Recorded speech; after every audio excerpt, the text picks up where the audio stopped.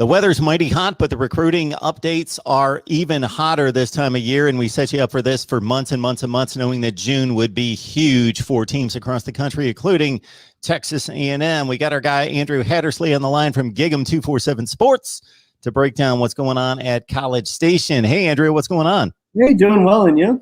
I'm doing great. I know you're busy.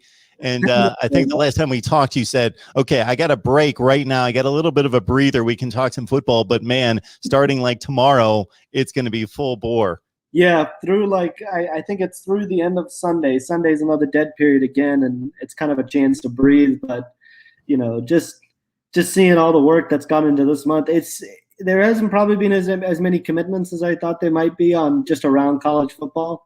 But, man, it's been a crazy month with surprise unofficial visitors and people coming into town that maybe you wouldn't have expected or just deciding to come into town. It's been a crazy month on our side, and I'm sure on the coach's side too.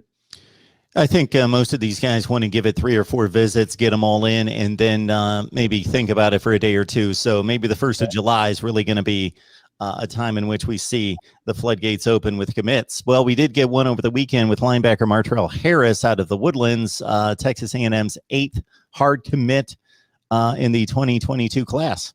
Yeah, so he's a guy that they offered after their freshman year, and he's got kind of an interesting story, actually.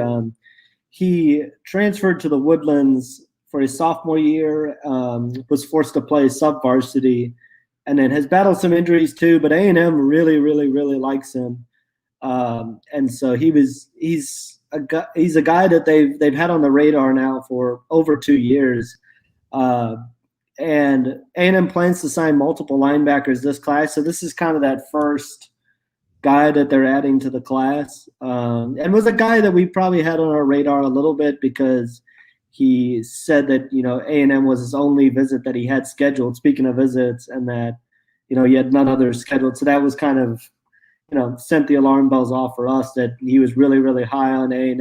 And he told Brian Peroni, my coworker, that he pretty much knew after the first night on campus that he kind of had found his spot and knew kind of where he was going to go the rest of the weekend. So it's a big addition for A&M. They needed to add a couple linebackers in this class. There's still a couple big guys on the board. But I think he's a guy that when you talk about trajectory and where he can grow into when he grows into his frame, he checked in this weekend at about 210 pounds for A&M, which is kind of growing towards that SEC linebacker size that you need. I think it's a really nice pickup for A&M, and he should be a guy that continues to develop. 39th rated at his position, 51st in Texas, according to the 247 Sports Composite, and number 374 in the nation. And again, Texas A&M 3rd in the SEC right now, 9th in the nation, according to 247. But most of the commits are out in front of everyone, so those ratings don't mean a whole lot. Except I will say with Texas A&M, you got to expect it's at least going to hold that well.